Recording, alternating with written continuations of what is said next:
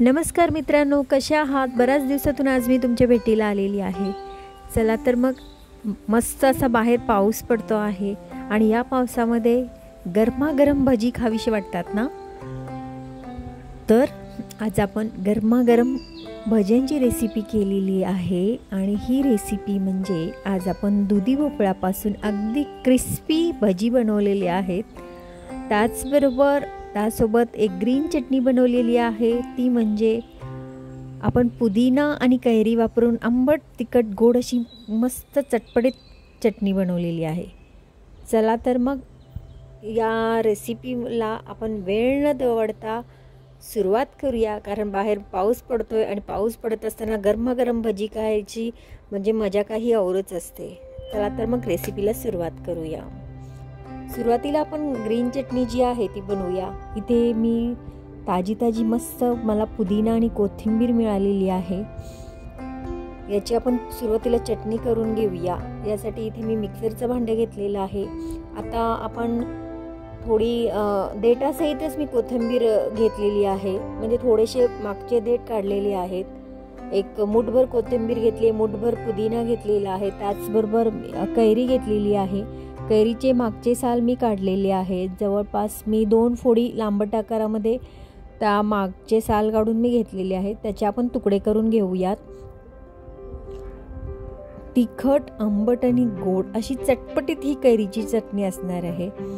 त्याचबरोबर याच्यामध्ये आपण 1 इंच अद्रकचा तुकडा घातलेला आहे. तसेच 3 ते 4 लसणाच्या पाकळ्या घालून घेऊयात. 1 टीस्पून जिरे घातलेले आहेत. चवीनुसार आपण याच्यामध्ये मीठ घालून घेऊया. मीठ अंदाजानुसारच घालायचं आहे. तसेच गोडपणा येण्यासाठी आपण इथे 1 टीस्पून साखर घातलेली आहे. 4 हिरव्या मिरच्या घातलेल्या आहेत, तिखट हिरव्या मिरच्या आणि 1 टेबलस्पून इथे मी फुटाणा डाळ घातलेली आहे. फुटाणा डाळ एवढ्यासाठी घातली आहे कारण चटणी पूर्ण मिळून येण्यासाठी. तसेच चटणीला हिरवा कलर तसाच राहावा यासाठी मी इथे 3 ते 4 बर्फाचे तुकडे घालून घेतलेले आहेत. आता आपण ही चटणी पूर्णपणे थोडंसं पाणी घालून मिक्सरवर अगदी बारीक वाटून घेऊया. पहा, आपली चटणी तयार झालेली आहे. मस्त हिरवीगार चटणी रेडी आहे. आता आपण इथे मी दुधी भोपळा घेतलेला आहे, खूप मोठा आहे. आपण याचा अर्धा वापर करणार आहोत. यासाठी मी अर्धा कापून घेते आहे. याच्या आपण वरची जी साल आहे ती पूर्णपणे काढून टाकायची आहे. आपण या स्लायसरच्या मदतीने ही साल सर्व काढून घेऊयात आणि याचे आपण गोलाकार असे पातळसर आपण काप करून घ्यायचे आहेत. ही भजी खायला खूपच टेस्टी लागतात आणि एकदम क्रिस्पी बनतात. क्रिस्पी कशासाठी बनतात ते आपण म्हणजे पीठ आपण ज्यावेळी बनवू त्यावेळी मी तुम्हाला सांगेनच. तर आता आपला हा जो भोपळा आहे तो किसून झालेला आहे. हा भोपळा जरी मोठा असला तरी आतून पहा एकदम कवळा लुसलुशीत आहे. आता याचे पातळसर असे गोलाकार आपण काप करून घेऊयात. जाड भाग म्हणजे एकदम जाड अशा स्लाइस करायच्या नाहीत, पातळ स्लाइस ठेवायच्या. आता हे सर्व काप आपण कापून घेऊयात. पाऊस म्हणला की आपोआपच आपल्याला भज्यांची आठवण येते. मस्त गरमागरम पकोडे, त्याचबरोबर वाफाळता चहा आणि एखाद्या बाल्कनीमध्ये आपण जर बसलो तर पावसाची मजा काही औरच वाटते. पहा, आता आपले हे जे स्लाइस आहेत ते करून झालेले आहेत. आता हे काळे पडू नयेत म्हणून आपण एका भांड्यामध्ये पाणी घेतले, त्याच्यामध्ये मीठ घालूया आणि त्याच्यामध्ये हे सर्व स्लाइस आपण ठेवून देऊया, म्हणजे हे जे स्लाइस आहेत ते अजिबात काळे पडणार नाहीत.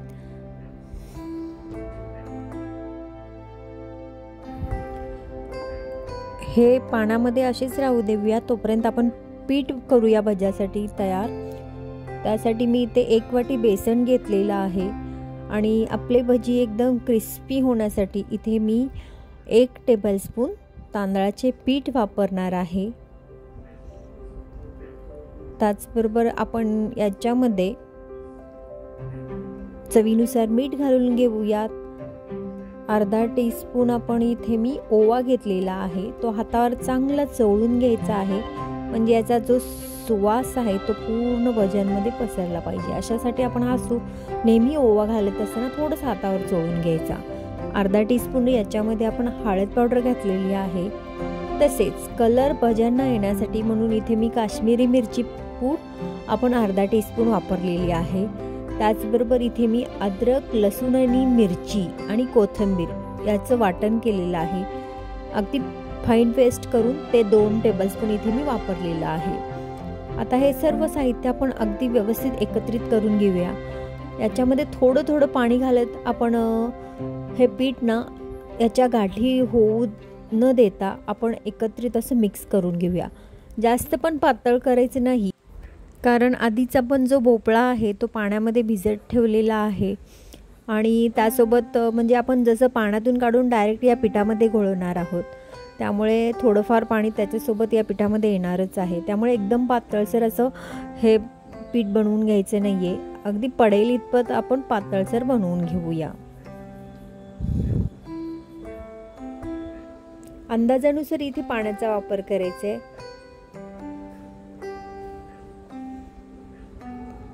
पहा आता पीठ आपलं हे रेडी झालेलं आहे. 1-2 मिनिट आपण असंच ठेवून देऊया आणि या भज्यांना अजून थोडंसं म्हणजे आपण तांदळाचे पीठ तर घातलेलेच आहे, अजून थोडा क्रिस्पीपणा येण्यासाठी मी 1/4 टीस्पून इथे खाण्याचा सोडा वापरलेला आहे. ते घातल्यानंतर सुद्धा पीठ व्यवस्थित मिक्स करून ठेवून देऊया. आता तेल तापूपर्यंत पीठ आपलं मुरतेच आहे, त्यामुळे कढईमध्ये मी तेल घालून घेतलेलं आहे आणि गॅस चालू केलेला आहे. पहा आता दोन्ही बॅटर आणि आपलं हे रेडी झालेलं आहे. तेलसुद्धा छान तापलेलं आहे. मी सध्या गॅसची आच कमीच ठेवलेली आहे. तेल चांगले अगदी कडकडीत तापवून घ्यायचे, म्हणजे भजी आपले एकदम क्रिस्पी तयार होतात. जर तुम्ही भजी तळत असताना गॅस जर लो ठेवलात तर भजी जास्त तेल पितात आणि क्रिस्पीसुद्धा होत नाहीत. आता या बॅटरमध्ये या भोपळ्याच्या एक स्लाइस बुडवून आपण गरम तेलामध्ये घालून घेऊयात. मी सध्या गॅसची आच थोडीशी कमी केलेली आहे आणि सर्व भजी मी या घालून घेतल्यानंतर गॅसची आच मोठी करणार आहे, म्हणजे मध्यम ठेवलेली आहे गॅसची आच. ज्यावेळी आपण हे स्लाइस टाकून घेऊ तेलामध्ये त्यावेळी मी गॅसची आच मोठी ठेवूनच हे भजी संपूर्ण तळून घेणार आहे.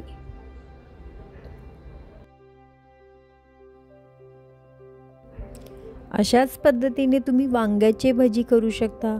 शिवाय जो दोडका असतो, घोसावळा म्हणतात त्याला, त्याची सुद्धा अशा प्रकारे तुम्ही भजी करू शकता. शिवाय बटाट्याची देखील सुद्धा अशाच पद्धतीने तुम्ही भजी करू शकता.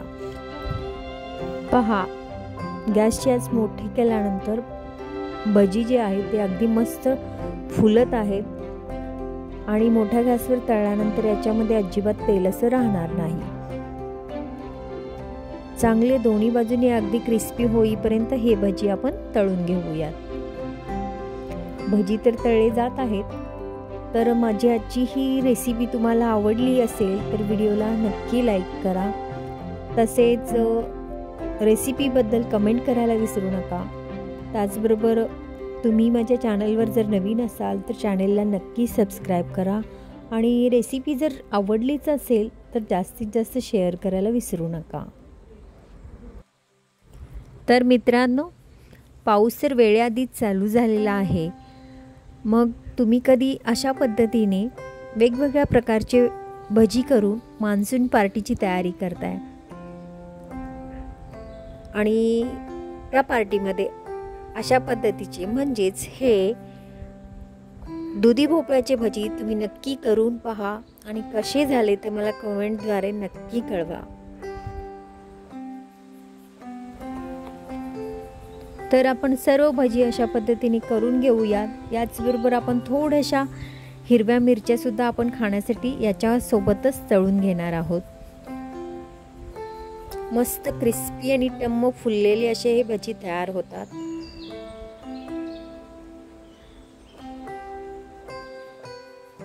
तर मित्रांनो, आपले हे पकोडे तर तयार झालेले आहेत. आता आपण हे एका प्लेटमध्ये सर्व करूया. सोबत मिरच्या देखील आहेत. थोडंसं त्या मिरच्यांवरती मीठ भरभरून घ्यायचं आहे. चला तर मग आपण अशाच पद्धतीने भजी करून मान्सून एन्जॉय करूया आणि आपण पुन्हा भेटूया अशाच एखाद्या मान्सून रेसिपीसोबत. तोपर्यंत स्वस्त खा, मस्त रहा, नेहमीच आनंदी रहा. रेसिपी पाहिल्याबद्दल धन्यवाद.